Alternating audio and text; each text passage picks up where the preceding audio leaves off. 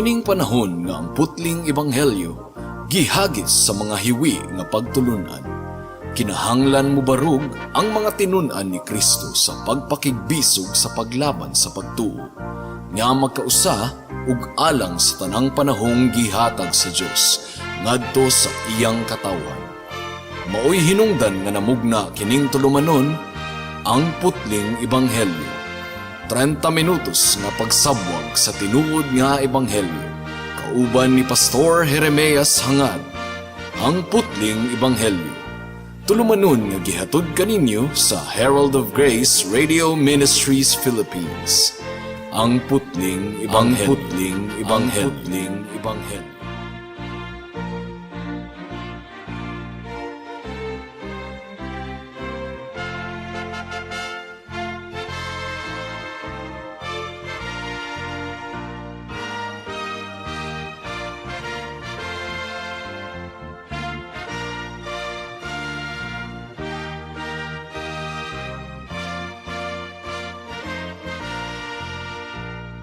Special greetings sa tanang mga regular nato nga tigpaminaw sa atong panagsibya dinhi sa kahanginan ug espesyal usab nga pagpanimbaya sa akong 95 years old nga lolo nga si Isabelo Laure Sr. nga naminaw karon. Alang sa pagpamalandong sa pulong sa Ginoo, please turn with me to Romans chapter 3 verse 13 hangtod sa 18. Ang giingon dinhi mga kaigsuonan. Ang ilang mga tutunlan abli nga lubnganan, gigamit nila ang ilang mga dila aron sa pagpangilad. Ang lala sa mga bitin anaa sa ilalom sa ilang mga ngabil. Ang ilang baba puno sa mga balikas ug kaaligutgot. Ang ilang mga tiil abtik nga mupaagas ug dugo. Diha sa ilang mga dalan mao ang kalaglagan ug kaalautan, ug ang dalan sa kalinaw wala nila matultuli. Walay pagkahadlok sa Dios at ubangan sa ilang mga mata. May the Lord bless the proclamation of His word at this moment. So niini nga section mga kaigsuunan, gidescribe gayud ni Apostle Paul ang pagkamakasasala sa tanang katawhan, ang tanan nakasala, mga Hudiyo ug mga Hintil. Walay labaw sa ilang duha mga kaigsuunan nga grupo. Ang tanan na ilalom sa sala mo kinigiingon sa verse 9 ug sa verse 10 sa Romans chapter 3. Unya unsa man mas maayo ba kita kaysa ilaha? Dili gayud. Sa bisag unsang paagi tungod kay among napamatud-an ang parehong mga Hudiyo ug mga Hintil nga silang tanan ilalom sa sala sama sa nahasulat, walay matarong wala bisag usa. Sa tinuod lang mga kaigsuunan, gipakatawo kita nga adunay gitawag og sinful nature. Kinaiyahan na gyud nato ang pagpakasala. Walay tawo ni ining kalibutan nga neutral, dili dautan ug dili maayo. No. Ang tanang katawhan dautan gayud, sumala sa pulong sa Ginoo. Ang nagdagan or nagdagayday sa atong mga kaugatan, sala, matag usa kanato, corrupt ug dunot mga kaigsuonan. Ug sa atong pagbarog at tubangan sa Ginoo, wala gayud kitay bili. Walay pulos kita atubangan sa Ginoo. We have become worthless. Mo kini giingon sa verse 12. Silang tanan mitipas, kauban silang nawad-an ug kapuslanan, walay nagbuhat ug matarong, wala bisag usa.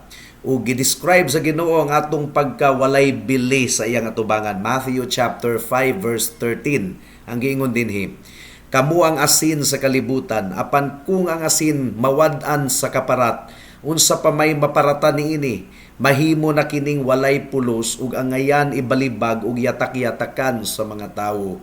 So ingunana ang value sa tawo at tubangan sa Ginoo, wala gayoy pulos, wala kitay ikapanghinambog nga pagkamatarong at tubangan sa Ginoo. Matthew chapter 7 verse 18 and 19. Ang giingon dinhi, ang maayong punuan dili makapamunga og daotang bunga, ni ang dunot nga punuan makapamunga og maayong bunga. Matag punuan nga dili mamunga og maayong bunga pagatumbahon ug isugnod sa kalayo. And that is the reason nganong ang Dios aduna gayoy gitakda nga adlaw sa paghukom aron pagahukman ang tanang mga katawhan. So sugod sa verse 13 mga kaigsunan, gidescribe ni Paul ang kining gitawag og depravity, unsa man gyoy hitsura niining depravity sa mga katawhan. Ato na kining gi-explain ni adtong miaging semana, total depravity. Tanang bahin sa atong pagkatawo apektado gayud sa sala. Ug base og makaingon mo nganong si Pablo repetitious man kayo gabalik-balik man. Di ba iyang gi-describe na ang sala sa chapter 1 ug sa katapusan sa chapter 1, 21 kahigayon nga gi-describe ni Pablo kung giunsa pagpakasala sa mga tawo at tubangan sa Dios. Iyang gihisgutan ang mahitungod sa pagkadautan, pagka makihilawason, pagka puno sa balikas, puno sa pagpatay, puno sa kasina, puno sa pagpangilad, ang mga katawhan gadumot gayod sa Dios ug mahilig kayo muimbento og mga daotang mga butang. Masinupakon sa mga ginikanan ug kulang sa panabot. Now, diri sa chapter 3, kinahanglan bagyod nga utruhon na usab ni Pablo ang pag-emphasize nga ang tawo makasasala. Well, mga kaigsuunan, bisag kinsang magtutudlo, kung importante gayud kaayo ang usa ka butang, balik-balikon gayud kini og hisgot. Mao nga sa atong pagpamalandong niining taknaa, atong tun-an pagayod, tutukan og duro kung unsa ang description sa Biblia mahitungod sa tawo nga totally depraved. Mudangat na kita sa unang punto, mga kaigsuunan. Unsa may description sa atong teksto mahitungod sa dila sa tawo. Ang giingon diri sa Romans chapter 3 verse 13 and 14. Ang ilang mga tutunlan abli nga lubnganan. Gigamit nila ang ilang mga dila aron sa pagpangilad. Ang lala sa mga bitin anaa sa ilalom sa ilang mga ngabil. Ang ilang bakba puno sa mga balikas ug kaaligot-got. So, gi-expose di ay sa atong dila ang tinuod nga kondisyon sa atong kasing-kasing.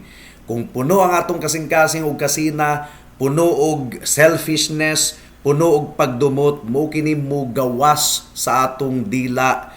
O gi-describe kini ni Pablo nga ang baho sa atong pagkadautan, ang baho sa atong total depravity, mo gawas gayud kini sa atong bakba. O gi-describe sa Biblia ang dautan nga ngabil og dila sa mga tawo, ingon nga hilo, ingon nga poison.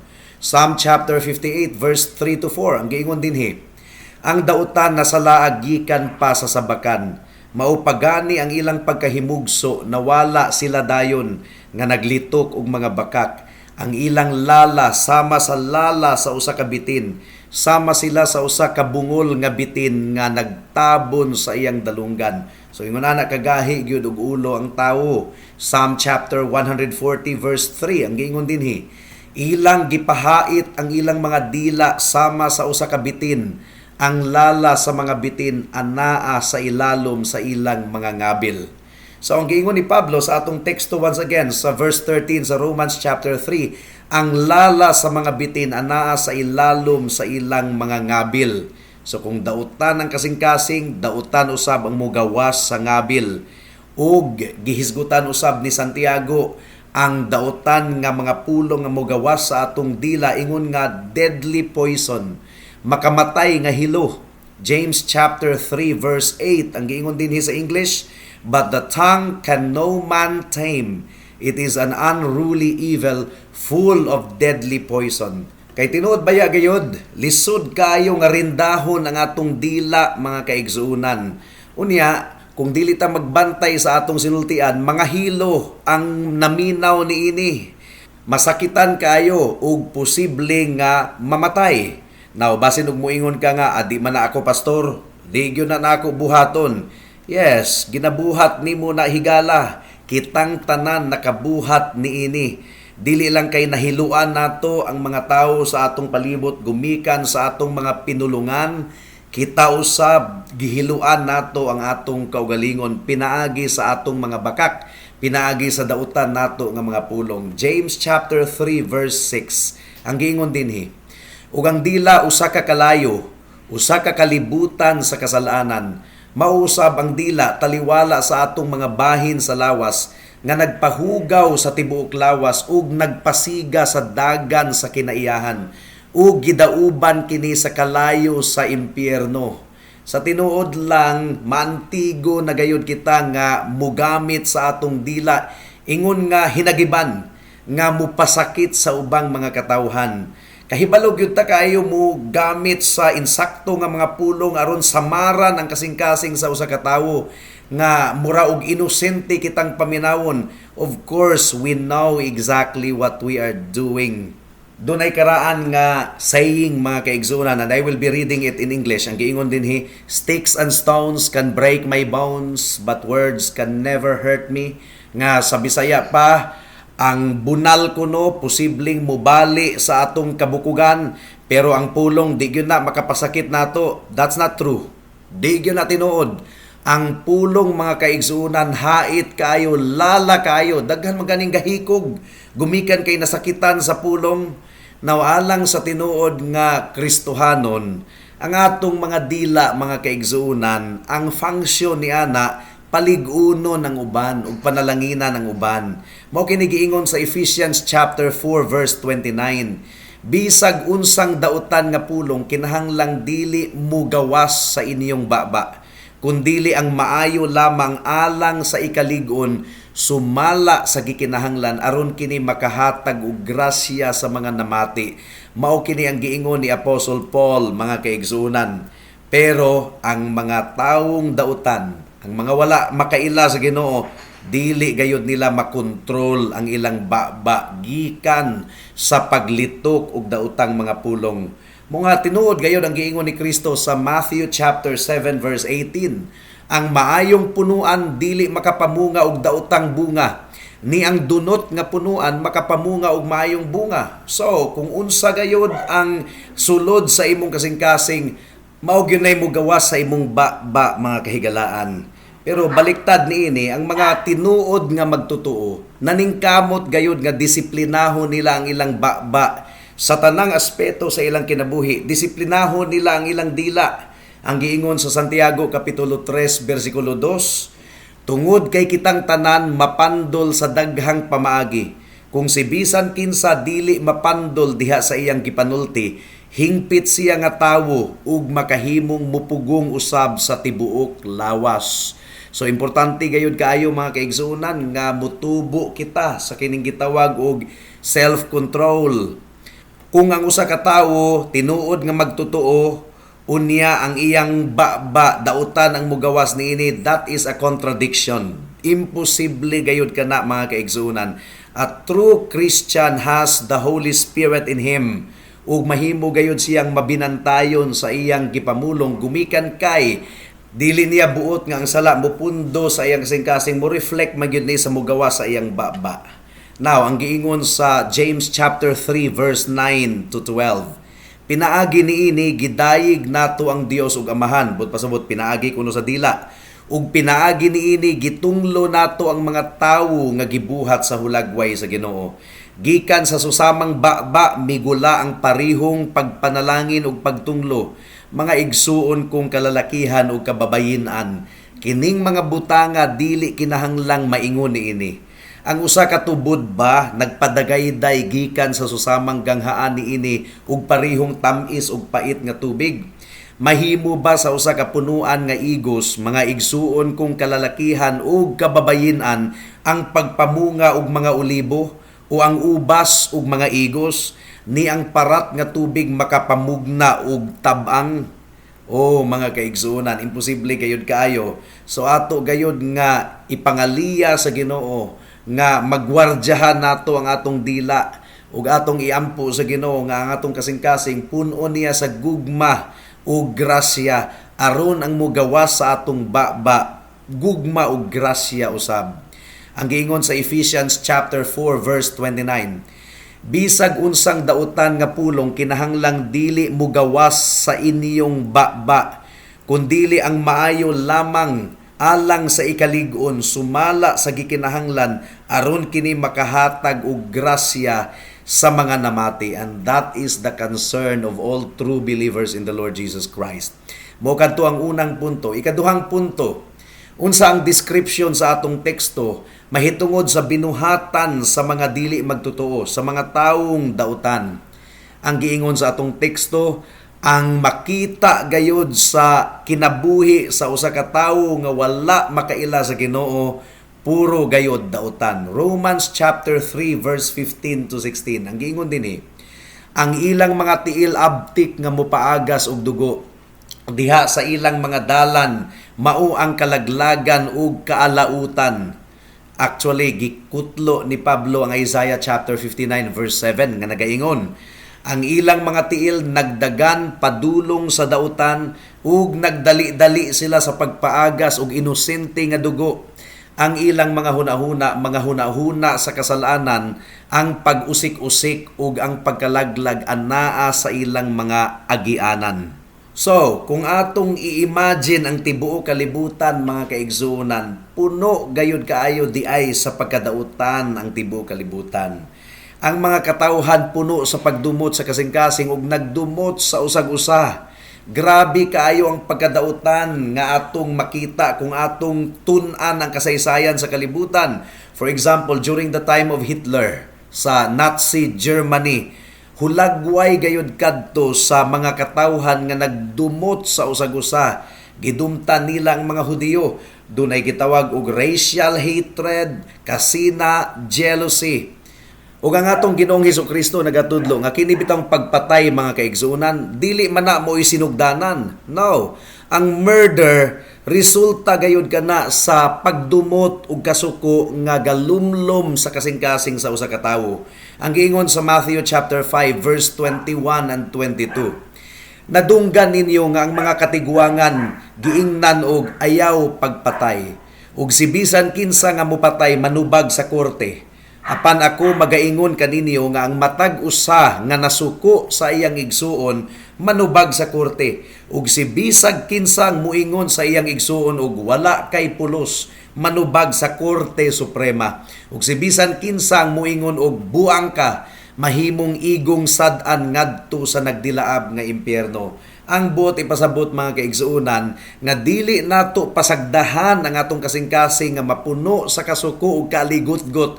Gumikan kay mamunga kini og mas dako pang sala sama sa pagpatay.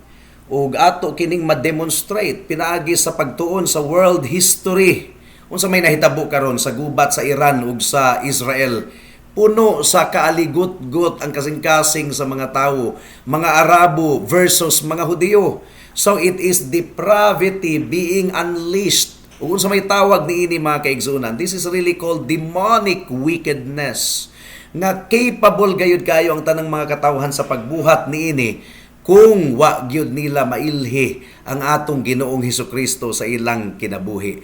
Ang sala mao kini nagapugo nga walay kalinaw ang atong kinabuhi. Wala kitay kalinaw sa atong Dios ug wala kitay kalinaw sa atong isig katawo. Mao nga ang giingon sa Romans chapter 3 verse 17. Ug ang dalan sa kalinaw wala nila matultuli. Tinuod baya gayod, ang atong Ginoo na mismo ang gaingon nga walay kalinaw alang sa mga taong dautan. Again, gikutlo ni Pablo ang nahasulat sa Isaiah chapter 59 verse 8. Ang giingon dinhi, wala nila matultuli ang dalan sa kalinaw ug walay hustisya sa ilang agianan. Ilang gipahiwi ang ilang mga dalan, si bisag kinsa nga maglakaw diha kanila wala makaila sa kalinaw. So imbis nga kalinaw, ang sala, mga kaigsuonan, namunga og pagdumot, namunga og kaaligot-got, namunga og dautan nga tinguha batok sa usag-usa. Ang kasalanan maoy nagdestroy, maoy nagbungkag sa kalinaw sa mga katawhan. Ug mo'y hinungdan nga doon nagyoy mga gubat. Bisan pa ang mga pamilya nagdinumtanay, mga kaigsuonan, niya puno kayo sa pagduda. Ang mga manag-amigo nagduda na sa usag-usa. So muupod kini hinungdan nganong dunay division bisan pa sa sulod sa mga simbahan. Sala gayod ang hinungdan nganong wa nagkasinabot mausahay ang mga katawhan sa Ginoo. Kay ngano man selfish ang mga tawo, gusto nila nga ang ilang gusto mo'y matuman. Mao nga dunay panagbangi. Sala gayod ang hinungdan sa tanang problema sa panimalay, sa tanang problema sa katalingban. The great problem of humanity is that Dili gayud kita maantigong mutratar sa usag-usa nga adunay gugma ug pagrespetar. Mamaka kita, manglimbong mangawat ug mupatay sa usag-usa pinaagi sa paglibak ug pinaagi sa pagpatay gyud, actual nga pagpatay. Pagdumot mao'y hinungdan niini mga kaigsunan. Ug kini nga matang sa kinabuhi miserable gayod. Gumikan kay walay Dios ug mo kini hinungdan nga ang tawo walay pagpakabana sa uban.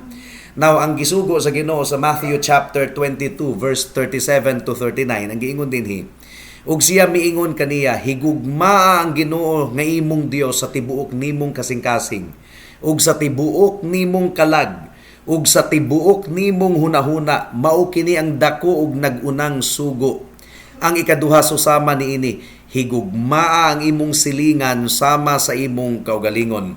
Nawalang sa mga dili magtotoo, imposible gayud kini. Pero ang mga tinuod nga magtotoo, aduna may struggle mga kaigsunan, gumikan sa remaining sin, pero mao gyud kini ang iyang tinguha sa matag adlaw. Nga higugmaon ang Dios sa tibuok niyang kinabuhi ug higugmaon ang isig katawo. Now lisod gayud kaayo kini. Isip pastor sa usa ka iglesia, aduna gayoy duha ka butang nga kanunay na akong gipangaliya sa Ginoo, nga hatagan ako sa Ginoo og kaalam ug punon sa Ginoo ang akong kasing-kasing ug gugma. Ikatulo nga punto, unsa ang description sa atong teksto mahitungod sa hunahuna sa mga taong dautan. Well, the Bible clearly tells us that the sinner is defiled in his thoughts. Dautan gayud kaayo ang iyang hunahuna towards God and towards his fellow men. Romans chapter 3 verse 18 ang giingon dinhi, walay pagkahadlok sa Dios at ubangan sa ilang mga mata. Psalm chapter 36 verse 1, ang hiwi nga binuhatan na mulong sa dautan sa sulod sa iyang kasing-kasing, walay kahadlok sa Dios at ubangan sa ilang mga mata. Unsa may but pasabot ni ining fear of God mga kaigsunan or kahadlok sa Ginoo. Ang but pasabot ni ini nga atong higugmaon, atong pasidunggan, atong respetahan ug atong sundon ang Dios. Mao kini buti pasabot nga aduna gayoy reverence ang atong kasing-kasing, inigduol nato sa Ginoo. Dunay reverence, dunay dako kayong pagtahod, gumikan kay nasayod kita nga siya ang labing labaw. Now ang mga tawo nga wa makaila sa Ginoo, wa gyud nay kahadlok sa Ginoo. Aduna nay pagsalikway sa balaod sa Ginoo, sa pulong sa Ginoo. Wa gyud niya hatagi og pagpakabana ang Dios sa iyang kinabuhi, gumikan kay wa man siya kaila sa Dios. Ang sala mga kaigsunan mao kini ang pagsupak ug pagrebelde batok sa Dios. Ug ang demonstration niini is that wala gayud kita mahadlok sa Ginoo. Sayon ra kaayo sa tawo ang pagdisregard sa Dios. Mo kini gi-describe ni Pablo sa Romans chapter 1 verse 21. Ang giingon dinhi, tungod kay bisan og nailhan nila ang Ginoo, wala nila siya pasidung giingon nga Ginoo o gipasalamatan man, kundili nahimo silang walay pulos sa ilang mga pangatarungan ug ang ilang walay salabutan nga mga kasing-kasing nangitngitan. So bisan og dunay panalangin gani nga madawat ang usa ka tawo, dili mo pasalamat sa Ginoo, ang iyang gipasalamatan ang swerte. Romans chapter 1 verse 25 ang giingon dinhi, tungod kay ilang gipulihan ang kamatuuran sa Dios ug bakak, ug nagsimba ug nag-alagad sa binuhat imbis nga sa magbubuhat, nga maoy angayang daygon hangtod sa kahangturan. Amen. Gisumpayan pa kini sa verse 28. Ug sanglit wala nila makita nga angayang ilhon ang Dios, gitugian sila sa Dios ngadto sa hilabihan kadaotang hunahuna, aron buhaton ang mga butang nga dili angayan. It all starts in the mind mga kaigsunan. Ang tawo nga walay kahadlok sa Ginoo, wa po na siya kahadlok nga mubuhat og sala, ug wa po na siya kahadlok nga mamalandong sa consequences of sin. Kung wala sila mahadlok sa pagpakasala, wa po na sila mahadlok sa paghukom sa Dios. Wa gani na sila mahadlok sa impyerno. Kay kung tinuod gayod nga duna sila'y kahadlok sa Ginoo, magpangurog sila sa pag-atubang sa Ginoo, pero wa sila nagpangurog. Ang simba manggani ila lang basta-bastahon. Ang balaod sa Ginoo ilang gi pakagamay. Unya wa gani sila'y kahadlok nga mutan-aw og mga laway nga talanawon ug even nga mubuhat og adultery, pagpangabit, pakighilawas sa dili niya asawa. And this is why sayon ra kaayo sa mga tawo ang pagpamakak, pagpanglimbong ug pagpangawat. Unya sayon ra kaayo sa mga tawo nga ilang i-disregard ang adlaw ng igpapahulay, ang adlaw sa pagsimba. Unya kung atong pamalandungan ang presensya sa Ginoo, dili seryoso. Wa gyud na seryosoha sa mga tawo ang presensya sa Ginoo. Kay ngano man walay kahadlok, wala nila mailhi ang Dios. Pero sa tinuod lang ang tanang mga tawo mubarog gayud at tubangan sa Ginoo. Now kung naa kita sa maayong paminsar sa atong hunahuna, magpangurog ta kung muatubang kita sa Ginoo. Ang giingon sa Hebrews chapter 10 verse 31, makalilisang kaayong butang ang mahulog sa mga kamot sa buhi nga Dios. Pero tungod kay kasagara sa mga tawo, gamay kaayo ang ilang pagtan-aw sa Dios. Nga murag ang Dios, murag tawo lang. Of course, kung musulod ka sa usa ka kwarto nga tawo lang ang anaa dinha, di man ka mahadlok. Pero kung ang Dios ang anaa diha, for example, makita gayud nimo sa imong mga mata ang Dios, mapuno ka sa kahadlok. And that is why people today, wala gayoy kahadlok sa Ginoo gumikan kay wa nila makita ang tinuod nga himaya sa Dios. Pero kung aduna ikay tinuod nga kahibalo kung kinsa gayod ang Dios, magpangurog ka. Imo siyang pasidunggan, imo siyang kahadlukan. Si Moses niadtong nakita niya ang Dios pinaagi sa burning bush, Acts chapter 7 verse 32, nagpangurog si Moises sa kahadlok ug wala mangahas sa pagtan-aw sa duol. Ang mga Israelites pod niadtong ang Ginoo mikanaog dito sa Mount Sinai, Exodus chapter 19 verse 16, grabe kaayo ang ilang kalisang. Mao nga nahitabo sa ikatulo ka adlaw sa pagkabuntag nga adunay dalugdog. I'm reading Exodus 19:16. Adunay dalugdog ug pagpangilat ug usa ka baga nga panganod ibabaw sa bukid ug usa ka kusog kaayo nga tingog sa trumpeta. Mao nga ang tanang katawhan nga anaa sa sulod sa kampo nangurog. Nangurog sila mga kaigsunan. Habakuk chapter 3 verse 2. Ang giingon ni Habakuk, Lord, I have heard the report about you and I was afraid. Ang reaction usab ni Apostle John, Revelations 1:17. When I saw him, I fell at his feet like a dead man. Mura kuno siya og patay. Ug bisan pag si Apostle Paul, mga kaigsunan, sa Acts chapter 9 verse 6, ang giingon dinhi. Ug siya nga nagpangurog ug nahibulong miingon, Ginoo, unsay imong ipabuhat kanako? Ang transforming grace, mga kaigsunan, ang grasya nga nagbag-o, mao kini naghatag kanato og katakos nga mailhan nato ang Ginoo sa bag-ong kahayag. Nga ang Ginoo gayod. Balaan, gamhanan, takos nga higugmaon ug takos nga simbahon. Ma-affected na kita kung atong hunahunaon ang paghukom sa Dios. Ang balaan nga Dios buhukom kanato. Aduna nay conviction sa atong kasing-kasing nga dili kita makaikiya sa atong Ginoo, nakita niya ang tanan nga atong gipangbuhat ug ang tinuod gayud nga nakabig diha sa Ginoo, aduna na siya kahadlok sa Dios nga wa na niya mabuhat sa una, wa na mahitabo kaniya, wa siya kahadlok sa Ginoo, pero karon aduna na siya kahadlok ug aduna na siya tinguha nga magkinabuhi nga balaan at tubangan sa Ginoo. Ang gingon sa Biblia, if anyone is in Christ, he is a new creation. So makalilisang gayud kayong pamalandungon ang pagkadautan sa tawo. Dautan gayud kita igsuon, dautan gayud kita higala. Ang sala maoy naghari sa atong kasing-kasing. Ang ultimate nga problema sa tawo, mga kaigsuonan, is that wala kitay kahadlok sa Ginoo. Wa gyud ta nahadlok sa Ginoo. So ang pangutana, mao ba kini nakita nimo sa imong kinabuhi? Do you see the reality of your own sin?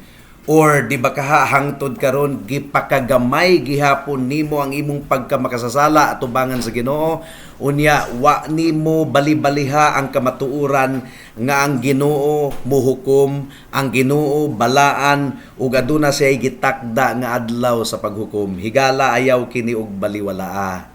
Ang Ginoo nagtaniyag sa libre nga kaluwasan sa bugtong pamaagi nga kita makaikiyas gikan sa paghukom sa Dios. Sa unsa man nga pamaagi, pinaagi sa iyang bugtong nga anak nga si Hesukristo. Si Jesus mao ang nagtuman sa balaod sa Ginoo alang sa mga makasasala nga susama kanato, ug si Jesus mao ang nagpaaga sa iyang dugo didto sa krus sa Kalbaryo aron ang tanang naghinulso sa sala ug musalig kang Kristo, adunay tinuod nga kaluwasan, adunay tinuod nga kapasayloan. Ayaw na paglaganlangan higala. Dangup kang Kristo, tuo kaniya, salig kaniya, talikdi ang sala, ug ang kuna siya ingon nga imong Dios ug manluluwas sa imong kinabuhi. Buhata kini karon dayon kay basin ug ugma ulahi na ang tanan. Amen. Alang sa dugang nga mga pangutana, mahimong mo text kang Pastor Jeremias hangad sa 0935 744 3030.